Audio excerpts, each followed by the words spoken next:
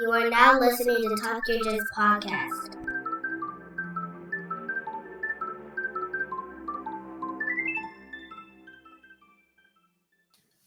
Welcome back to the Talk Your Jits podcast. This podcast is, as the name implies, all about jiu-jitsu. I'm your host, Lamar Smith, and today's guest is a two-stripe blue belt who trains at Taurus BJJ, located in Newcastle, Indiana. Ladies and gentlemen, Casey Boykin II. What's going on? Hey, what's going on, brother? How we doing today? I'm doing good. I said I saw your bracelet. Are you a black belt? I am. Awesome. I am. All right, let's get the ball rolling, man. Give the people what they want. If you want to introduce yourself again, by all means, and let's hear about your jiu-jitsu journey. I'm a two-stripe blue belt in Brazilian jiu-jitsu. I've trained for 4 years now. 4 years in total for all martial arts, but I've only been doing jiu-jitsu for about 3 years now. I also train MMA at Iron Horse in Pendleton, Indiana.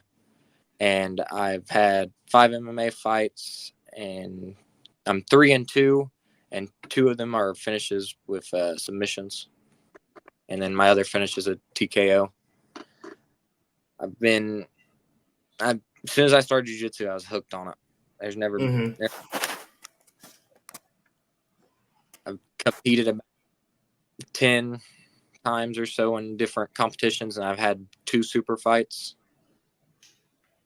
I've competed in Worlds when I was a white belt, and then I plan on doing Worlds this year also. Nice. So, what got you started in jiu-jitsu? I grew up loving wrestling, like pro wrestling, and always wanted to do something with it. And I started watching MMA in high school, and I looked up. I wanted to start training, but there was no wrestling nearby. The nearest wrestling was like 2 hours away. And I met a guy at a gym that I was working out at that he was talking to me, and he's like, I train boxing, blah, blah, blah, blah. He's like, I can take you with me one day and we can start working, like teaching you stuff. And I was like, okay. And he took me with him to Iron Horse in Pendleton. And that was where I actually first learned a little bit of jiu-jitsu. I think I was taught like a Kimura or something like that my first class. But I was always interested in it, and I grew up watching a little bit here and there. And it's just the second I started doing it, I was just hooked. Yeah, that's usually what happens. Like me and a training partner, we always talk about that. Like, it's two kind of people. There's 2 type of people that in jiu-jitsu. Either you're gonna love jiu-jitsu or you're just gonna hate it. There's no like in between. Either you're gonna just, come to class, you're gonna buy in and get hooked, or you're just gonna be like, you know what, nah, this ain't for me. But when I first started, yeah, go ahead. I'm sorry. I said when I first started, I was watching stuff all the time. It consumed everything. Like, I would be sitting at work on lunch watching different videos, trying to learn different stuff. Yeah, it's one of those things like I'll be like at work watching videos, and people might walk by and see, and it's so hard to explain to people what I'm watching because they just see like 2 dudes just hugging on the ground, especially Nogi. So it's like, he's like, "What are you watching?" I'm like, "Oh, jiu-jitsu," and I'm like in it, like just glued to it. They're like, "Yeah, hey, whatever," but. It's one of those, like I said, it's one of those things that's hard to explain, but I'm like, you have to do it. You have to like get out there and do it to like understand this. But some do, some don't. So now, being a an MMA fighter that you say you compete in MMA, you also compete in like jiu-jitsu tournaments. Which one do you find more like nerve-wracking when it comes to preparing for? The preparation for, I've always been more nervous for the jiu-jitsu competitions, in my opinion. It sounds odd, but for an MMA fight, you're backstage, and then you're getting ready, you're warming up. You go out there, you have one match, and it's done.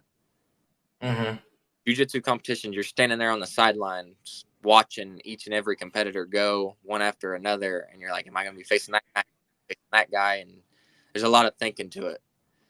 So whenever I was always more nervous at my jiu-jitsu competitions, and I feel like it's smaller, so I feel like there's more eyes on you when you're competing, which it's not right, because in an MMA fight you're the only one competing, and in competitions there's like 6 different mats going. But I don't know, there's just something about it. It's more nerve-wracking going 5-10 matches in a single day than it is just one.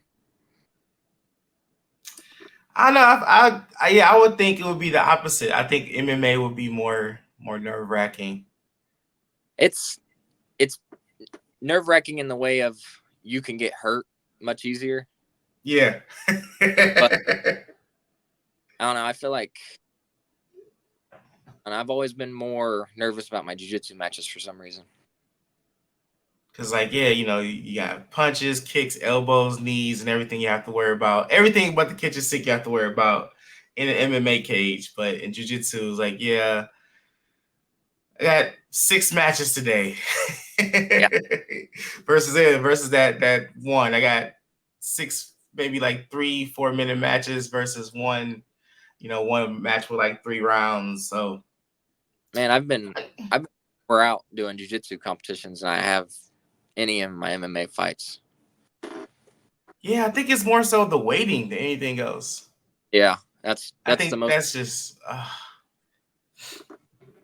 That's the one thing I hate. I always have a strong dislike with when it comes to jiu-jitsu tournaments is just the wait times, man, because you're there all day. Majority of my competitions, I've got there at like 6 or 7. I didn't leave till 5 or 6. Yeah, like it's a 12-hour deal until my last match, and it sucks. Right. Ever. Because I did my last tournament I did last year. I did both gi and no gi, so it was I was there from like I think the doors opened at 7:30. Yeah, I was there from 7:30 to like about 4 or 5 in the afternoon. Majority of that time was just sitting there just waiting. Yeah, and I got people. I'm sorry. Go ahead. You're right. My last. I had Go ahead. My last competition was last March, and that's whenever I actually got my blue belt. Was at that competition. Mm-hmm. I did gi and no gi, and then I went up to expert no gi and competed. Nice. I got my blue belt after I did the gi division, and I submitted everybody in the first round, like in the first minute of each match. Nice. What were you saying? I was just saying, like, yeah, like I was there, decided to do both gi and no gi this time, and like a couple people that was with me, they was like, "Oh man, you good, bro?" I'm like, "Yeah, I'm just tired, man." So like after my match, I just go kind of like find a corner, just like kind of like take a quick little nap, like just wake me up when you hear my name. I'm not gonna go too far, but yeah, that's I think that just need to be structured better, but they really do. Yeah. So so what do you prefer? Do you prefer gi or no gi? I only train in the gi for just jiu-jitsu, but I do like to compete more in no gi. I feel like no gi it's much more of a spectator sport than gi is. Mm-hmm. I agree. Like it's easier for people to pick up watching no gi than it is gi. Mm-hmm. I like no gi. It's faster pace. Very. But I do like the gi still. I train strictly in the gi.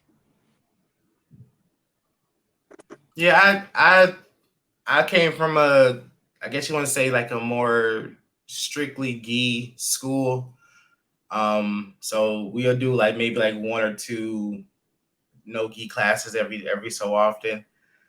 But like me, I'm like, dude, I love gi, but I really love no gi. Yeah. Really love no gi, man. But like you said, it's just the intensity, the pace of the matches. You don't have to worry about nobody just like using your clothes against you. But I don't know, I just like that freedom. Just like the you're not getting your clothes while you're in them. It's nice. Yeah, exactly. Cause that's just one thing about jiu-jitsu, man. It's like you get submitted, but when you get tapped by your own gi, it's kind of like, yeah, it's like a spit in yes. the. Yeah, just about. It's like, man, I'm using my own clothes against me. I hate that so much, man. So much. But that's what my instructor plays. He loves playing, playing with lapels, and you blink, it's like your arm is tied up this way with your gi. You're like, you're sitting like this, like for like 10 minutes, like, man, all right, what do we do from here? But My coach loves doing the bow and arrow. Yeah. Loves it. Yeah. So your school, is it a competition school, or is it just more so like, gym hobbyist type school? We have a mixture. We have a handful of people who compete, and then we have a handful of people who just come to like stay healthy and stuff. But our gym is fairly small. I think we have our normal classes are like 8 or 9 guys usually, and then a couple of kids normally come in and train. But I think we have about 3 or 4 people that compete consistently. We used to be a much more aggressive school. We used to, like, whenever he first opened, everybody was fresh white belts. Everybody was going in there and just like going after it. Every single person in the gym was competing. It was crazy at the beginning. Gotcha. And then Torres, this is your like only jiu-jitsu school that you trained at? I've trained at other, like, I've stopped in at other places, but Torres is the only school that I've consistently trained at. He's the one that he's where I started jiu-jitsu, and he's where I'm currently at. So what drew you, or I guess once you started, what like locked you in at this particular school? I had never been to another jiu-jitsu school, so I didn't really know any differences between them. But when cross training a little bit and seeing different schools, the way that he teaches classes is much more tailored to competing than other places that I've seen. So we'll do some warm-ups and stuff, and then like yesterday we just rolled for as long as till he said switch partners, but we didn't have any submissions. We just kept going. Just went from position to position to position, and then he showed a couple techniques, and then we drilled those, and then kept drilling those and worked them for a minute, and then we started to just roll. There's a lot of around here. I don't know how it is like everywhere else, but a lot of schools around here don't roll every class for some reason, which I thought was very weird. Like there's a couple of schools that I went to, and all they did was drill for 2 hours, and they're like, we only roll on Saturdays. What? And I'm like, how do you get ready for competitions? And he goes, we have like 8 guys that compete, but there's no medals on the wall or nothing. There's nothing hanging up anywhere. It's just the logo on the wall and a blank. The rest of it's blank. And I'm like, okay, I don't want to be back here anytime soon. Yeah. As I haven't visited many schools, but with the podcast, I have talked to a lot of people and just experience stuff through their eyes. And I've heard crazy stuff as far as like there's been schools where they won't let you roll until you're like a couple stripes in. Like you can't touch the mats unless you're a couple stripes in. I was rolling on like my second class. I was in there my first class, and I just got thrown in with everybody. And like whenever I first started, there was only 2 other guys that were in my weight class. Everybody else was 200 plus. I was just big dudes not knowing anything. Yeah, I can't fathom the idea of doing something like this, and the instructor's like, yeah, no, we don't roll here. Yeah, I don't. Like, don't get me wrong. I love the classroom settings, but like sometimes I'm like, man, let's just go. Let's just whole class is just rolling for like the next 2 hours. We normally do like he started to adopt some stuff from where we got associated with them. We're associated with Pedigo submission fighting, the Daisy. We're Okay. we're affiliates with them, and we would go out to Illinois and train with them here and there. And he started to adapt some of the styles were like how they train, and damn near their entire classes are like just rolling basically. They show like 1-2 techniques, and the rest of the class is like rolling and drilling like live. Yeah. And that's the best way to do it.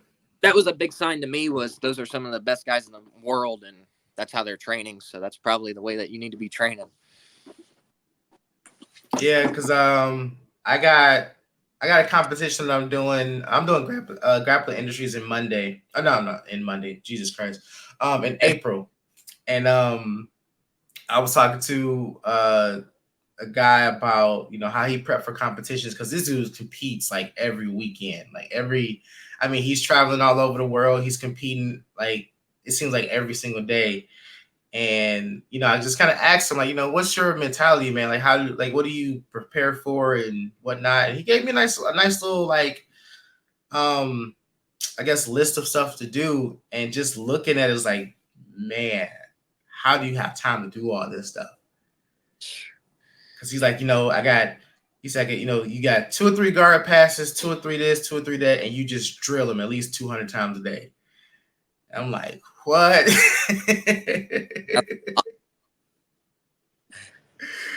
I was like, man, that's so. But it works. He's won multiple times, and like I said, he's out there, and it's like, well, if it works for him, man, might as well just give it a shot. So, that's what you gotta do to be the best. You gotta fucking get after it. Yeah, you gotta go. You gotta go get it. You gotta, because you know that you just gotta run. But sometimes you just gotta be like a machine and just run and go, just drill constantly. Yeah, and I love that idea. It's just right now, the schools that I'm currently at now, which is Agogi Jiu-Jitsu and Indovu Jiu-Jitsu, which is, my school is Indovu Jiu-Jitsu, and me and my training partner opened up another school, Agogi. So right now we're small, you know. I think each, like, combined together, we maybe have maybe 8 or 9 students total. So no one's in the interest of competing but me right now. So it's like, you know, they're just kind of like coming in, get the workout, whatnot. It will roll. Everyone will roll. But like, man, I just need someone I can just drill all day with. Like, you know. If you don't have a bunch of people that want to compete, it's just hard to be able to get yourself ready for competition with nobody else helping you.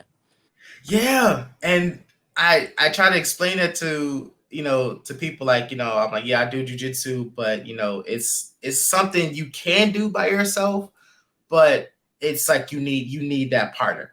You need that extra body to, like, really understand and know what you're doing. Because I have a jiu-jitsu dummy that I work with, but it's just not the same, man. It's like, yeah. It's when you're competing, it's solely you out there, and like, it's not a team sport when you're competing. Like, you're the only one on the mat, but when you're training, you got to have people to work stuff with, or else you're not going to be prepared. Yeah. Like, you have to have people to work with. Like, I think I've messed with a dummy once, and I was like, I'm never doing this again. I was like, I have people to work with. I was like, it's not the same at all. Nah. I don't know. It's so weird. It is very, very weird. But there'll be like some moments I can be sitting here editing videos, and I'll be like scrolling through like Instagram and stuff, and I'll see a technique, and it's like, yeah, I need to try that like right now. So I'll grab the dummy and try to work it.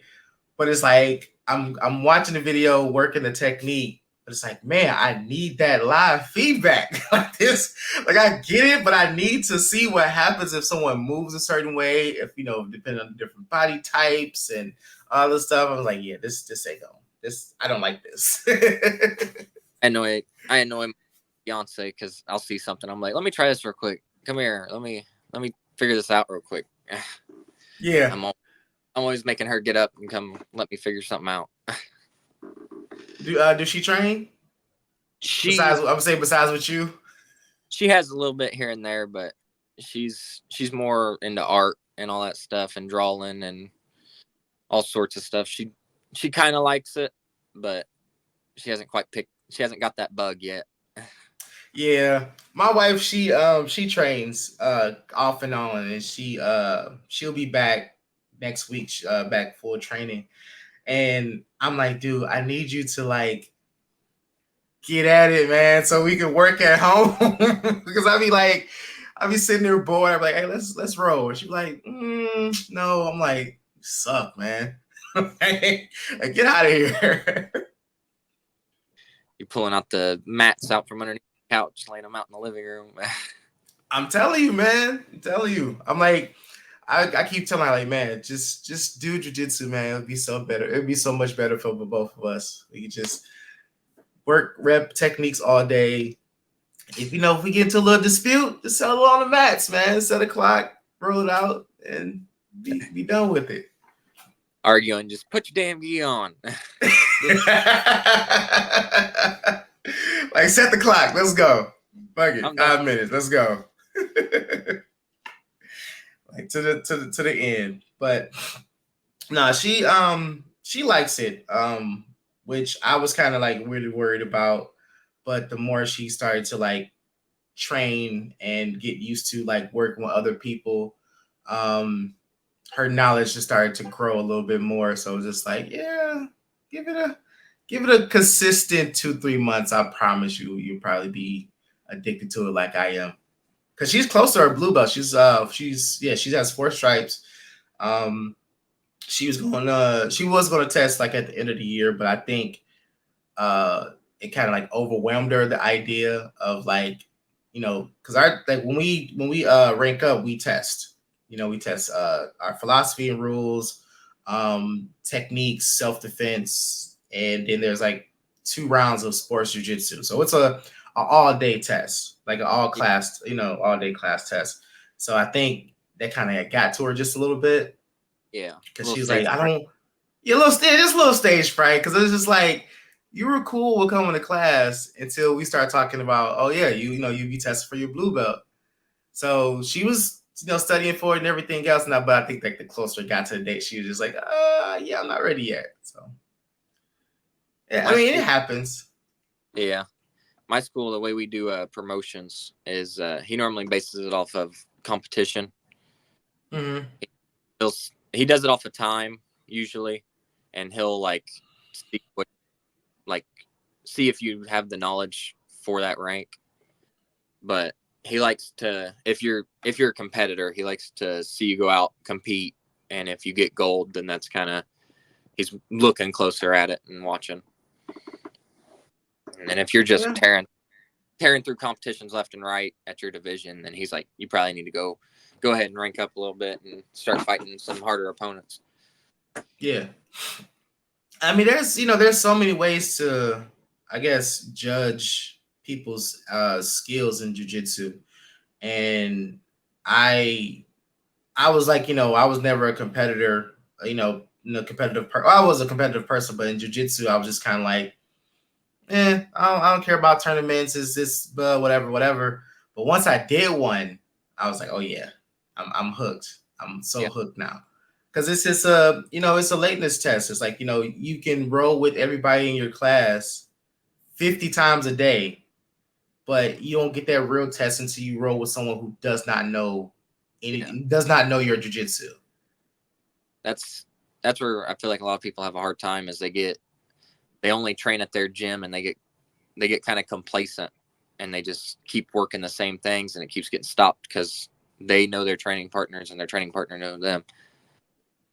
So you kind of have to go outside your gym every now and then just to get a different look, to be able to see what's working and what's not. But I feel like in the same sense, your training partners that know everything helps your attacks get better because you're having to adapt them to the defenses. I feel like there's good and. Oh yeah, I couldn't agree more, man. They just say like iron sharpens iron. So every time I come up with something, I catch them in something. As an instructor, I gotta show them. They're like, "What the hell was that?" I was like, "All right, man, let's come back and we'll work that." And then they'll pick up on the little stuff that I'm doing, so they started to adjust to it. So I was like, "All right, now I gotta, I can't do this no more, and I gotta adjust to something else." So yeah, it definitely helps but in turn it helps them get better too. Yeah, because we got a guy we just made blue belt at the end of last year, and just the few times that we've rolled, I noticed like he's picking up on a lot of stuff, and he's picking up very, very fast. So I was like, okay, these rolls are not as easy as they used to be. I'm actually starting to pull out more stuff out of my toolbox, and just to see, just to see his growth has just been amazing. And it's like, it just makes you feel good because knowing like I can't get him in the same one or two submissions I usually get him in. It's like, damn, now I gotta think of something else. My favorite escape or a pass or something, and they turn around and use it on you. Yeah. Actually, because we have a couple of teenagers in there that are like 15, 16, and I'll sweep them with the same sweep a couple of times, and they'll stop me like, "What do I do here?" And then I'll be like, I'll show them how to defend it and how to stop it, and then they'll finally turn around and use it on me like class or two later, and I'm like, "You actually learned something." I was like, "Good." Yeah. I think one of the last times me and him rolled I think he was still a white belt. We rolled and I'm just kind of like just playing around. So he had my back, and he goes to body triangle. So I'm like, okay. But then I started to notice like he wasn't going for no chokes, and he started to try to set up a twister. And I'm just watching him work. I'm like, are you going for a twister? And he's like, So I was like, oh no, we're not doing that. Like, we're not doing that. Mm-mm. I'm like, no, we're not going for that. But those suck. Getting caught in those are the worst. Because my training partner, I think he either showed him or he taught it like a class or two before. And the few times I saw him kind of like try to set it up, and he's been having some, little success with it. But I was like, nah, bro, I can't let you catch me in that. I don't care. Yeah. Like, I don't mind letting you work. I'll let you catch me in a choke or something else, but a twister, there's just some move. You're not catching me in that one. I'll let you. You can't have that one. That was. I think. Right. I think like twister and maybe a X choke is like it's a no for me. I was trying to think of something, but I feel like I've been caught damn near everything. Oh yeah, at least once. And I caught in any sort of like cross collar or lapel choke. Just the gi ripping on your neck sucks. Sucks so bad, so bad. Especially like you notice you got that what we call that jujitsu flu. It's like your voice is all like scratchy in the middle of summer. It's like you got a cold. Like nah, I just been choked a lot. Sound sick, and you got a hickey. What's going on? It's a long story. You got like big red mark streaks going across your neck. Oh man, block chokes last night. I think one of the worst ones I had. I was still a blue belt, and I bought some gis off Amazon. It was like a little, I forgot the name of I think the name of the company was like Hawk Jiu-Jitsu or something like that. And got their gis, cool gis, whatever. Washed it once, and like the lapels got so rough. It felt like I had like, bricks in my lapels. And went to class, put the gi on. I'm like, yeah, this doesn't feel right to me. And then we just so happened to be working, baseball choke that day.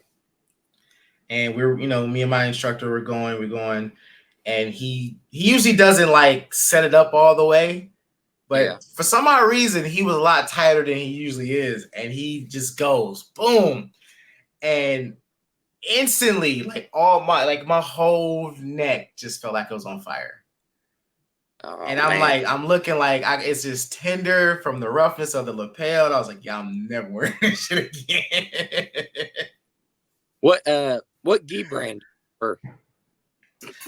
I've been in love with Sonable. Yeah. They were I love their gis.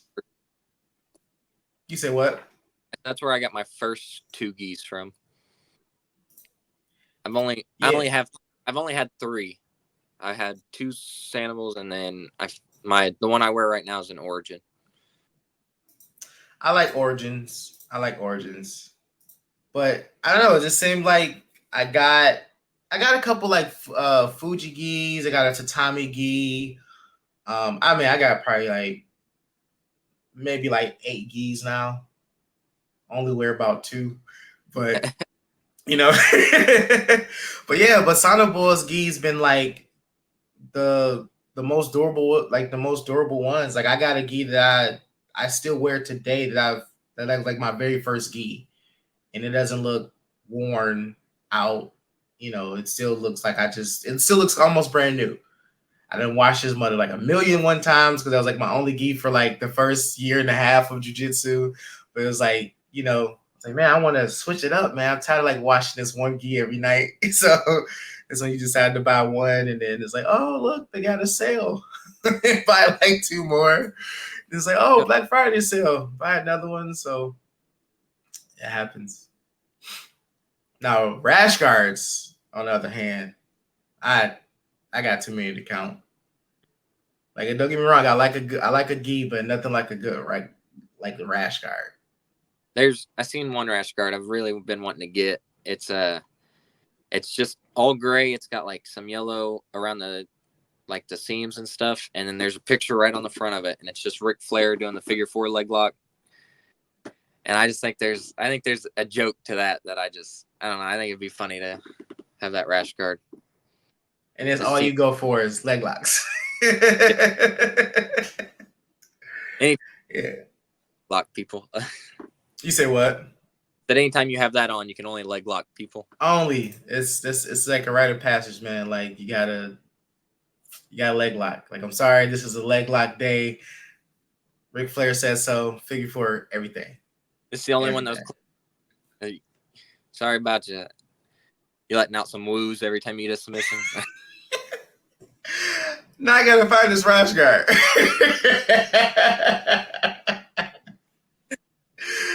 Because that's so right up my alley, man. I like, as much as I love the sport, man, I just love having fun, dude. Like, I'll be rolling with somebody, I'll be starting singing in their ear, saying the most outlandish shit in the world.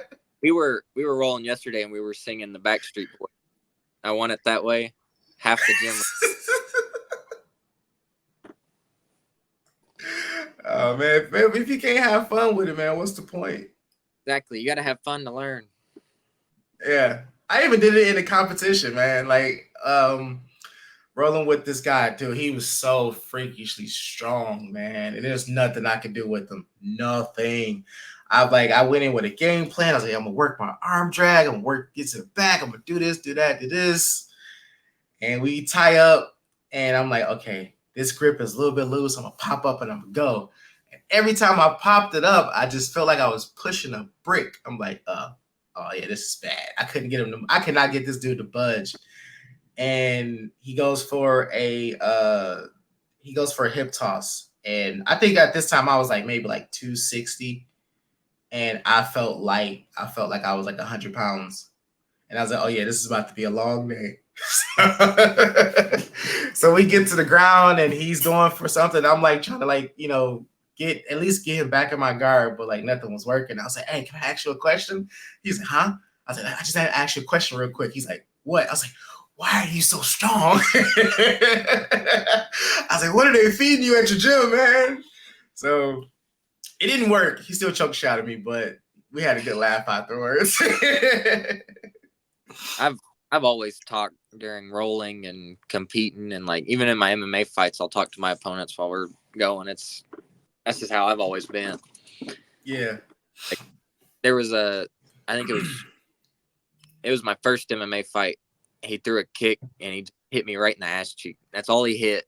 And I looked at him, I was like, you just kicked in the ass. I was like, that's all you. And then he bit, but I ended up catching him in a guillotine within like 51 seconds in the first round. Nice, I was nice. I don't know. I like joking around, talking to everybody. It keeps it fun still.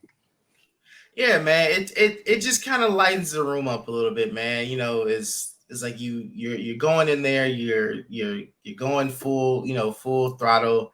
And sometimes, man, you just kind of just like, yeah, how's your day going so far, man? How was your drive here? Like, you smell nice, like small stuff like that. I can't tell you how many times I've said that. It would be like just tight. It's like, oh man, you smell nice. Or it was like, does it feel like we're the only two in the room right now? It just. Yesterday, and I was like having hugs. He's sitting on push me. I was like, I ain't had a hug in a long time, and he just started laughing. Like, right? Do you hug all your partners like this? just trying to get just so much outlandish. I'm gonna keep it clean, but that's just a little bit of how we talk, during jiu-jitsu, because it just makes it so much fun, man. Especially when they're not used to it, like they don't expect it at all. You get somebody new and it just throws them off completely. All the way off. I went and I trained at a Daisy Fresh, and I was rolling with them, and I was just doing what I normally do. But those dudes are serious. Like they don't speak at all when they're rolling. And they were like, I was rolling with Jacob Couch, the Hillbilly Hammer.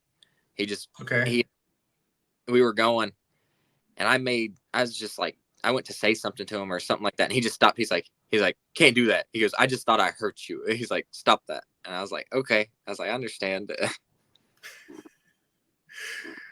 I think another school I went to, I cross trained at, we're rolling, and I noticed he wasn't like going, like, he's just like kind of like really, really hesitant.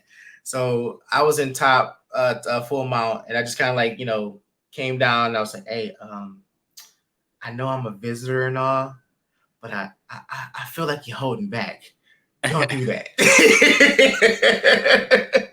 So he instantly turned it up. I was like, yeah, there we go. I was like, I'm a guest and all, but I'm not. Let's go. And he's like, all right. And then, turned up. It turned out to be a good roll. But yeah, it's very, very fun catching people off guard with that. It's so frustrating when you go anywhere or like somebody new comes in and they don't like roll with you. They just stay very hesitant and they sit, try, and it's like they're just trying to get through the round. I'm like, hey man, I was like, fucking like whoop my ass. Come on. Like do something to me. I remember I think this happened a couple of times, but I remember one time at Brown Belt, I was my wife was like kind of getting back into training, and we were going over what trope was that we were going over? Maybe it was a guillotine from guard. No, he was working like hip bump sweep and that little kind of like very little tree of techniques. And I'm working with my wife, and like she's trying to go for the guillotine.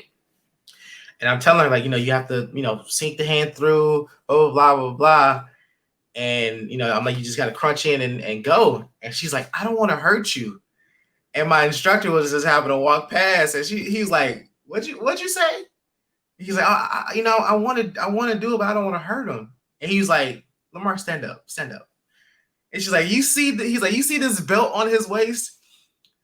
He's been through this a lot. He knows, like, you can't hurt, like, you won't hurt him like that.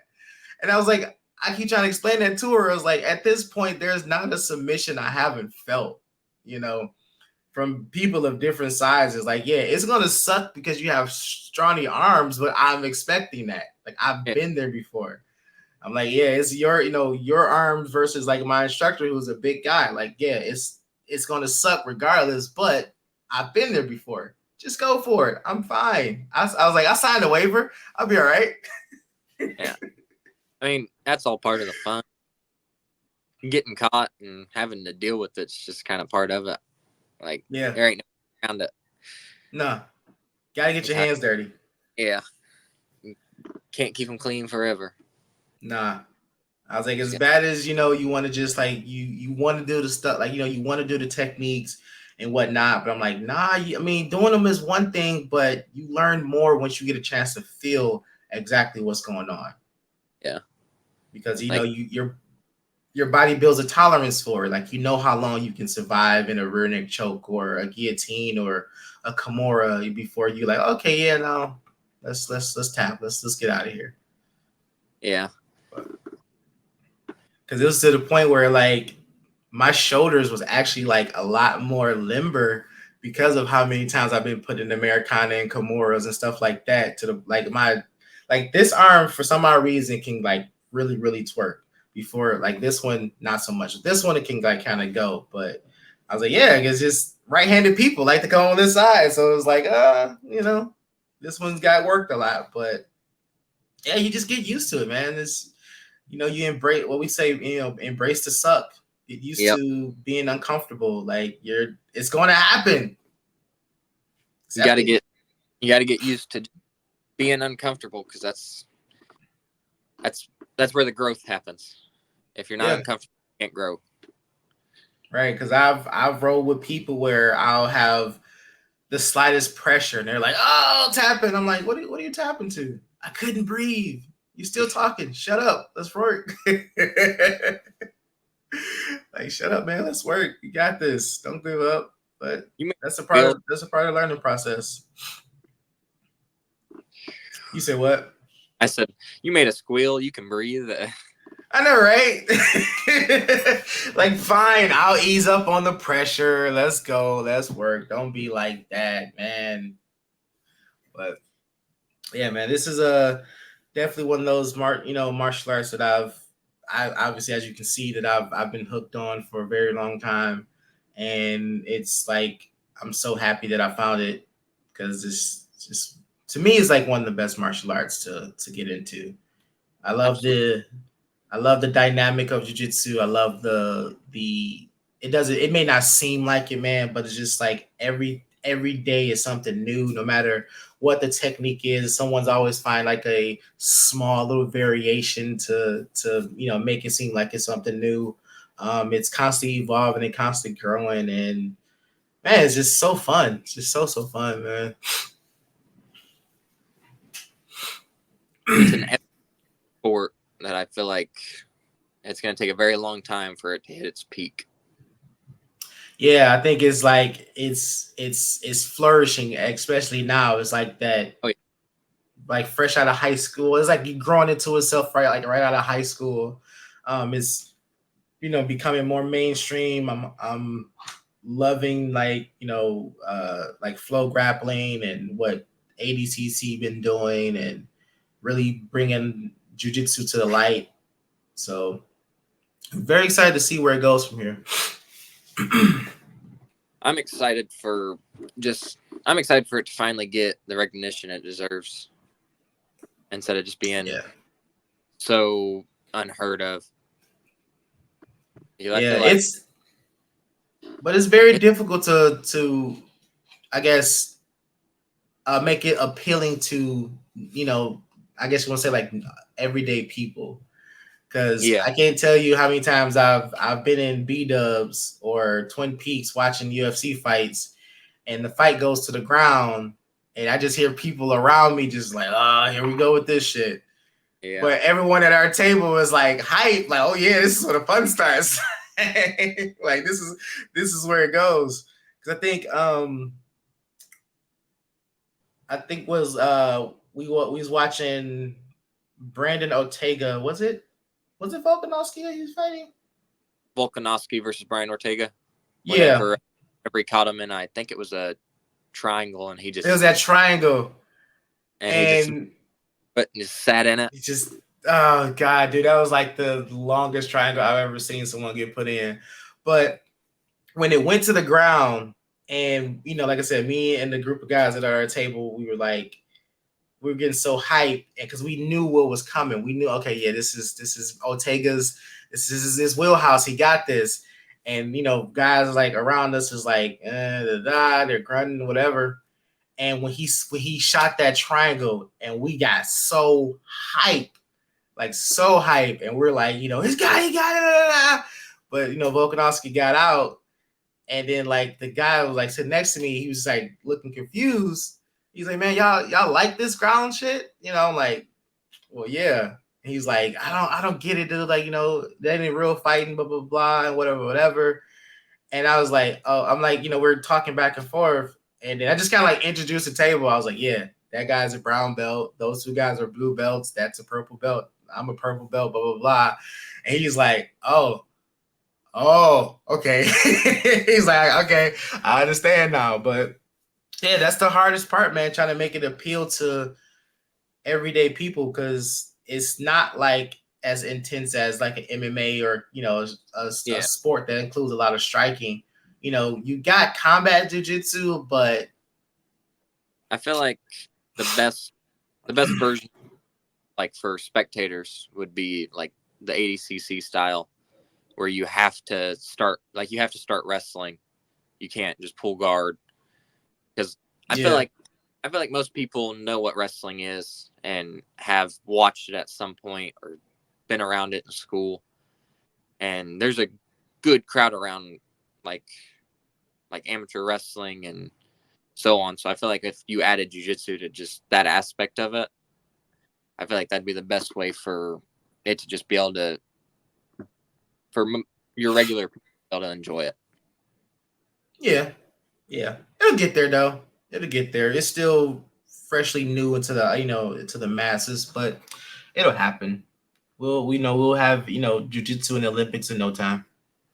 Oh man, I'm worried about that, because then comes all the rule changes and such, and then of course the pros always got to come with the cons. Yeah, it's just, what are they going to change? Hopefully it's only good. Right. Or I mean they should just adapt ADCC rules and go from and just let it work from there. I feel like that wouldn't be bad. Nah, not at all. Well, all right, Casey, man, we got a question that we like to ask everybody that comes on the show, man. Kind of became a staple. Past or present, man, your top 3 people you would love to get a chance to roll with. Top 3 people I'd love to get a chance to roll with. Yep. I'd like to get a rolling with Eddie Bravo. I feel like he would definitely be a fun one. I think it'd just be he's got such a different game with the 10th Planet style. I feel like it'd be just a lot of fun. I would like to get to roll with, I feel like Gordon Ryan's just a given. I just want to feel it crushes everybody with, like, making high level guys tap out to pressure. Like that's a next level sort of deal. Mm-hmm. And then this one's kind of, the third one's kind of hard. I think I'd like to roll with John Danaher and get to pick his brain a little bit. Yeah, man. That guy is, get it from the tap. Yeah, that guy is a different animal. He's got a special mind that you don't see very often. Nah, and I think his very, very calm demeanor makes him more scary. Yeah. Because like he doesn't get excited for anything.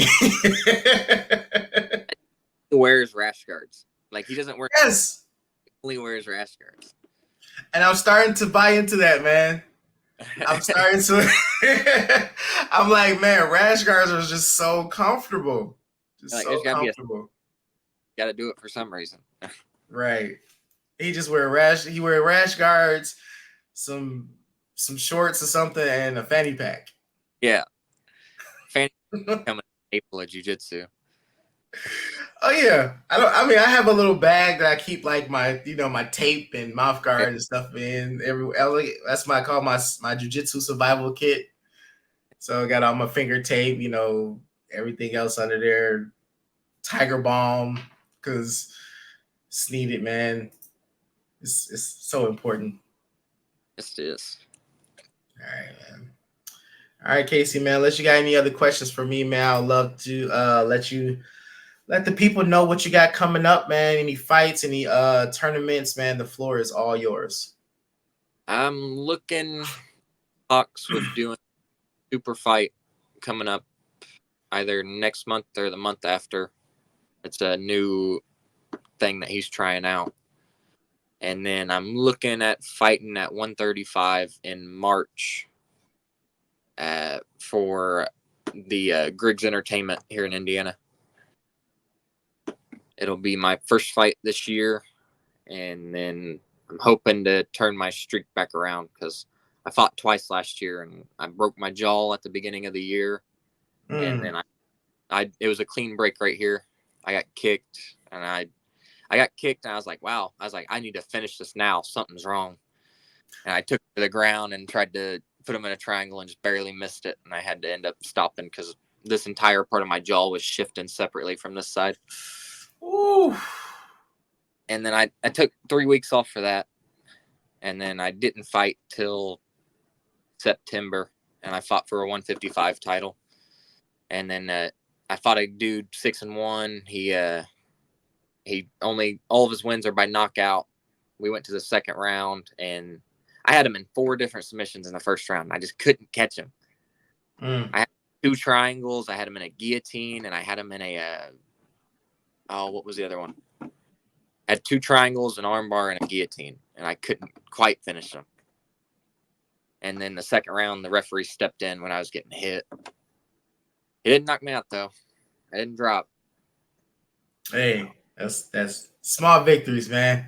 But turn it around. I'm hoping to turn it around. Fight at 135, which I haven't fought at before. I've only fought at 45 and 55. But I'm hoping to turn it back around and go back on my winning streak and look to get a title and then go pro. Nice, man. Hey, man, I wish you all the best, man. Love to stay in contact with you, see how everything's going, have you back on the show down the line to hear more about your jiu-jitsu journey, man. Great talking to you.